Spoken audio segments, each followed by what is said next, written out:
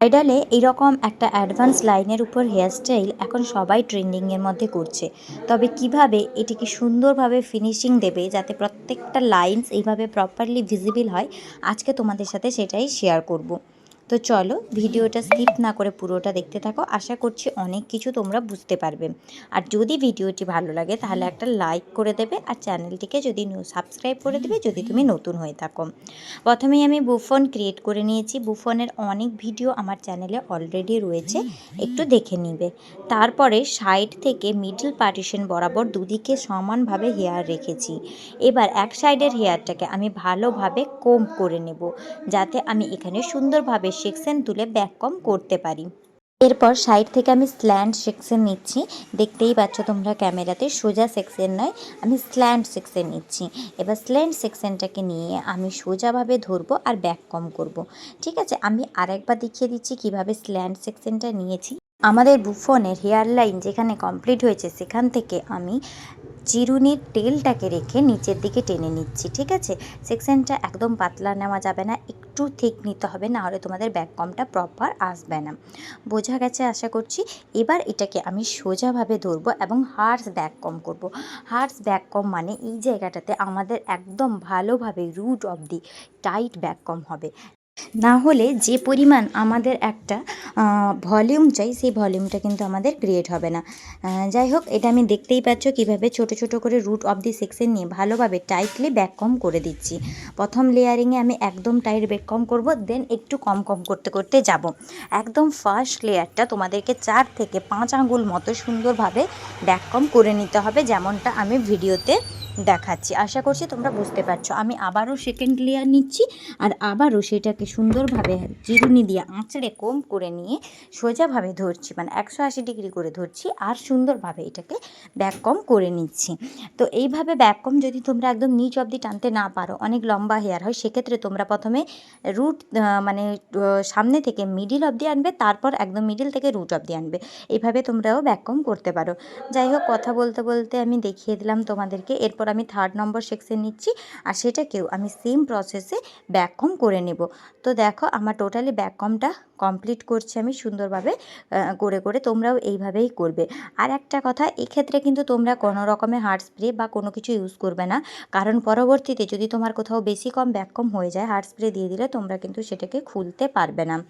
যাই হোক, টোটালটা আমার সুন্দরভাবে ব্যাক কম করা হয়ে গেল। যেহেতু ডামি কোথাও হেয়ার কম বেশি আছে তাই একটু প্রবলেম হচ্ছে, কিন্তু এমনি হলে কোনো প্রবলেম তোমাদের হবে না। ঠিক আছে, তো সেটাকে আমি সুন্দরভাবে মিনিমাইজ করে নেব হালকা হাতে কোম করে। যেহেতু আমি এখানে কোনো রকম হার্ড স্প্রে দেইনি, তাই এটা কিন্তু আমার সুন্দরভাবে কোম হয়ে যাচ্ছে। যদি তোমরা হার্ড স্প্রে দিয়ে দাও তাহলে কিন্তু এত ভালো ফিনিশিংটা আসবে না, তাই হার্ড স্প্রেটা প্রথমেই দেবে না, একদম শেষে লকিংয়ের সময় দেবে। যাই হোক, এবারে আমি পিছন দিকে একটা ইউপিন দিয়ে সেকশনটাকে হোল্ড করিয়ে রাখবো, যাতে আমার লাইন তোলার সময় এটা কোনো রকম অসুবিধাতে না ফেলে। ঠিক আছে, আমি পিছন ঘুরে তোমাদেরকে দেখিয়ে দিচ্ছি। এইভাবে আমি লক করে রেখেছি। দেন আমি কি করব, এরকম বড় দাঁড়ের একটা চিরুনি নিব, আর এই যে মাঝখান থেকে বসালে দেখো লাইন ক্রিয়েট হয়ে যাচ্ছে, সেরকমভাবে লাইন করে করে আমি জাস্ট আঙ্গুল দিয়ে দুটো আঙ্গুলের মাঝখানে সুন্দরভাবে এটাকে পুল করব। দুটো দুটো আঙ্গুল দিয়ে খালি পুল করা হবে, অনেক বেশি কিন্তু আঙ্গুল এখানে ইউজ হবে না, মাত্র দুটো আঙ্গুল দিয়ে এই যে টেনে টেনে তোমরা এটাকে পুলিং করবে, তাহলেই কিন্তু এটা সুন্দরভাবে লাইন্সটা উঠে যাবে।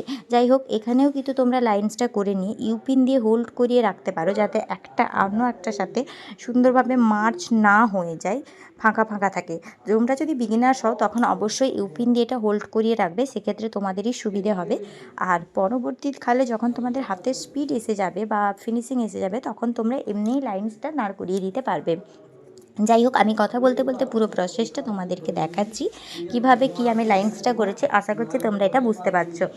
আর যাদের যদি কোনো কিছু অসুবিধা থাকে, তোমরা যদি বুঝতে না পারো, সেক্ষেত্রে কোনো চাপ নেই, আমাকে তোমরা কমেন্ট করতে পারো, আমি অবশ্যই তোমাদেরকে সেখানে আনসার দিয়ে দিব। প্রথমে আপার লাইনটা করেছি, দেন লোয়ার লাইনটাতেও আমি সুন্দরভাবে লাইন্স করে দেব। এমনটা নয় যে শুধু ওপরে করেই ছেড়ে দিবে, নিচ অবধি করবে না, সেটা দেখতে খুব একটা ভালো লাগে না, কোথাও কম কোথাও বেশি মনে হয়। তাই একদম রুট থেকে নিচ পর্যন্ত সুন্দরভাবে তোমরা হেয়ার লাইনটা কে ইউপিন দিয়ে এরকমভাবে সিকিউর করে করে কাজটা করে দেবে। যাই হোক, একটা সাইডের কাজ তো আমার অলমোস্ট কমপ্লিট, তোমরা দেখতেই পাচ্ছ আশা করছি। এবার সেম প্রসেসে আমি অপোজিট দিকেও করে নেব। এখানে আমি একটু স্পিড দিয়ে দিচ্ছি কারণ প্রচুর বড় হয়ে যেত ভিডিওটা। তো আমি জানি তোমরা কেউই ধৈর্য ধরে এত বড় ভিডিও দেখতে পছন্দ করো না, তাই তো ঠিক আছে, আমি এটা করে নিলাম, পুরোটা ব্যাক কম করে নিচ্ছি আস্তে আস্তে করে। দেন আমি এটাকেও সুন্দরভাবে একটা বুফানের মতো করে নেব, যেটা সাইড পাপ বা সাইড বুফান হয়। এবং দেন আবার সেম প্যাটার্নে বড় দাঁড়ের চিরুনি দিয়ে সুন্দরভাবে ধরে ধরে লাইন্স ক্রিয়েট করে নেব। দুদিকের লাইন্স আমার ক্রিয়েট হয়ে যাওয়ার পরে কিন্তু আমি দুদিকেরটা লক করব। তাতে আমার কী হবে, দুটোরই উচ্চতা একদম সমান থাকবে, কোথাও উঁচু কোথাও নিচু হয়ে যাবে না। যাই হোক, এইটা ছিল আজকের টিউটোরিয়াল। যদি তোমাদের কোথাও বুঝতে অসুবিধা হয় তাহলে অবশ্যই আমাকে তোমরা কমেন্ট সেকশনে জানিও, আমি অবশ্যই তোমাদেরকে রিপ্লাই করে দেবো। আর যদি ভালো লাগে অবশ্যই একটা লাইক, সুন্দর একটা কমেন্ট করবে। আর যদি নতুন হয়ে থাকো চ্যানেলটিকে সাবস্ক্রাইব করে পাশে থাকবে। এইটা ছিল ফাইনাল লুক, কেমন লাগছে অবশ্যই তোমরা জানিও। আশা করছি ভিডিওটি তোমাদের হেল্পফুল হবে। আর তোমরা যারা মেকআপ হেয়ার কেয়ার রিলেটেড তোমাদের ইন্টারেস্ট আছে অবশ্যই চ্যানেলটিকে সাবস্ক্রাইব করে রেখো। টাটা।